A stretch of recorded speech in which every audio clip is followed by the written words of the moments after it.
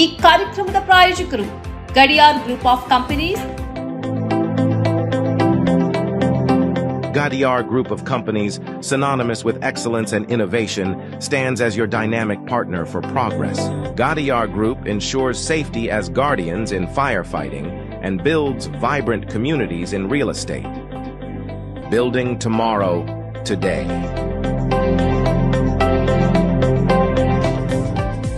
ವೀಕ್ಷಕರೇ, ಸನ್ಮಾರ್ಗ ನ್ಯೂಸ್ಗೆ ಸ್ವಾಗತ. ನಾನು ಪ್ರಿಯ ಸುದೇಶ್.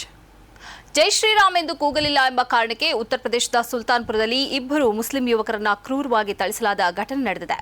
ಅಫ್ತಾಬ್ ಆಲಂ ಮತ್ತು ಜೀಶನ್ ಎಂಬುವರ ಮೇಲೆ 6 ಸದಸ್ಯರ ಗ್ಯಾಂಗ್ ಹಲ್ಲೆ ಮಾಡಿದೆ. ಈ ಯುವಕರು ಜೈ ಶ್ರೀರಾಮ್ ಎಂದು ಕೂಗಲು ನಿರಾಕರಿಸಿದ ಕಾರಣಕ್ಕೆ ಅವರ ಮೇಲೆ ತೀವ್ರವಾಗಿ ಹಲ್ಲೆ ನಡೆಸಲಾಗಿದೆ. ಹಲ್ಲೆಯ ದೃಶ್ಯಗಳು ಸೋಷಿಯಲ್ ಮೀಡಿಯಾದಲ್ಲಿ ವೈರಲ್ ಆಗಿದೆ. ನೀವು ಹಿಂದೂ ರಾಷ್ಟ್ರದಲ್ಲಿ ವಾಸಿಸ್ತಾ ಇದ್ದೀರಿ, ಜೈ ಶ್ರೀರಾಮ್ ಎಂದು ಹೇಳಲು ಯಾಕೆ ಸಾಧ್ಯ ಇಲ್ಲ ಎಂದು ದಾಳಿಕೋರರಲ್ಲಿ ಓರ್ವ ಹೇಳುವುದು ವಿಡಿಯೋದಲ್ಲಿ ಕೇಳಿಸುತ್ತದೆ. ಥಳಿಸುವುದು, ಒದೆಯುವುದನ್ನು ಸಹಿಸಲಾರದೆ ಯುವಕರು ಬಿಟ್ಟು ಬಿಡಿ ಎಂದು ಬೇಡಿಕೊಳ್ಳುವುದು ವಿಡಿಯೋದಲ್ಲಿದೆ. ಆದರೆ ದಾಳಿಕೋರರು ಹೊಡೆಯುತ್ತಲೇ ಇದ್ರು. ವಿಡಿಯೋ ಸೋಷಿಯಲ್ ಮೀಡಿಯಾದಲ್ಲಿ ಹಂಚಿಕೆಯಾದ ನಂತರ ಪೊಲೀಸರು ಘಟನೆಯ ತನಿಖೆ ಆರಂಭಿಸಿದ್ದಾರೆ.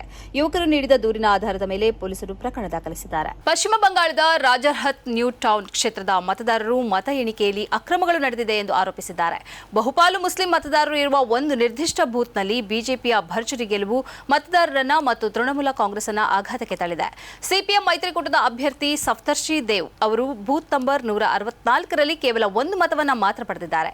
ಟಿಎಂಸಿ ಅಭ್ಯರ್ಥಿ ಇದೇ ಬೂತ್ನಲ್ಲಿ ಕೇವಲ 5 ಮತಗಳನ್ನು ಪಡೆದಿದ್ದಾರೆ. ಬಿಜೆಪಿ ಅಭ್ಯರ್ಥಿ ಪಿಯೂಷ್ ಒಟ್ಟು ಚಲಾವಣೆಯಾದ 656 ಮತಗಳಲ್ಲಿ 637 ಮತಗಳನ್ನು ಪಡೆದಿದ್ದಾರೆ. ಬೂತ್ ನಂಬರ್ 164 ಮತ್ತು 165ರಲ್ಲಿ ಮುಸ್ಲಿಮರೇ ಬಹುಸಂಖ್ಯಾತರಾಗಿದ್ದಾರೆ. 2 ಬೂತ್ಗಳಲ್ಲಿ ಒಂದೇ ಕುಟುಂಬದ ಸದಸ್ಯರು ಮತ ಚಲಾಯಿಸಿದ್ದಾರೆ. ಪಕ್ಕದ ಬೂತ್ 165ರಲ್ಲಿ ಬಿಜೆಪಿ ಕೇವಲ 32 ಮತಗಳನ್ನು ಪಡೆದಿದೆ.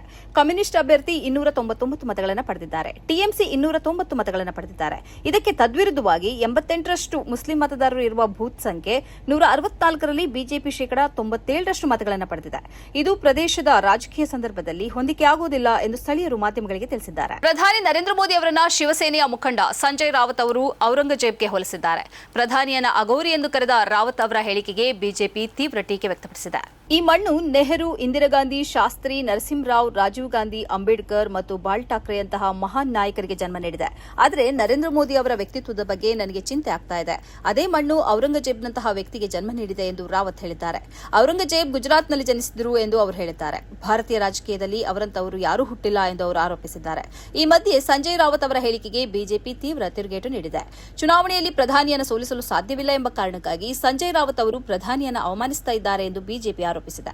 ಉದ್ದವ್ ಠಾಕ್ರೆ ಅವರ ಪಕ್ಷದ ಸಂಸದರು ಏಕನಾಥ್ ಶಿಂದೆ ಅವರ ಬಣಕ್ಕೆ ಪಕ್ಷಾಂತರಗೊಳ್ಳುವ ಸಾಧ್ಯತೆ ಇದೆ ಎಂಬ ವರದಿಗಳ ಮಧ್ಯೆ ಈ ರಾಜಕೀಯ ವಿವಾದ ಉಂಟಾಗಿದೆ. ಇಂಡಿಯಾ ಮೈತ್ರಿಕೂಟದ ಮಹತ್ವದ ಸಭೆಯಲ್ಲಿ ಲೋಕಸಭೆಯ ವಿಪಕ್ಷ ನಾಯಕ ರಾಹುಲ್ ಗಾಂಧಿ ಮಾಡಿದ ಭಾಷಣವು ಮುಂದಿನ ರಾಜಕೀಯ ಹೋರಾಟಕ್ಕೆ ಹೊಸ ದಿಕ್ಸೂಚಿಯಾಗಿದೆ. ಪ್ರಸ್ತುತ ದೇಶದಲ್ಲಿ ಸಾಂವಿಧಾನಿಕ ಸಂಸ್ಥೆಗಳು, ಆಡಳಿತಾರೂಢ ಬಿಜೆಪಿ ಮತ್ತು ಆರ್ಎಸ್ಎಸ್ ಹಿಡಿತಕ್ಕೆ ಸಿಲುಕಿದ್ದು, ಇನ್ನು ಮುಂದೆ ಹಳೆಯ ರಾಜಕೀಯ ತಂತ್ರಗಳು ಫಲಿಸುವುದಿಲ್ಲ.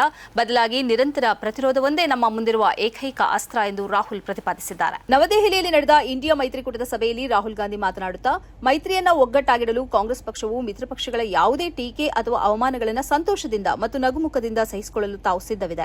ಮೈತ್ರಿಕೂಟವನ್ನ ಪ್ರೀತಿ ಮತ್ತು ವಿಶ್ವಾಸದಿಂದ ಒಗ್ಗೂಡಿಸುವುದು ಕಾಂಗ್ರೆಸ್ನ ಪ್ರಮುಖ ಜವಾಬ್ದಾರಿಯಾಗಿದೆ ಎಂದು ತಿಳಿಸಿದ್ದಾರೆ. ನಿತೀಶ್ ಕುಮಾರ್ ಮೈತ್ರಿ ತೊರೆದದ್ದಕ್ಕೂ ಕಾಂಗ್ರೆಸ್ ಕಾರಣವಲ್ಲ ಎಂದ ಅವರು, ಭಿನ್ನಾಭಿಪ್ರಾಯಗಳಿದ್ದರೂ ಒಟ್ಟಾಗಿ ಸಾಗುವ ಅನಿವಾರ್ಯತೆಯನ್ನು ವಿವರಿಸಿದರು.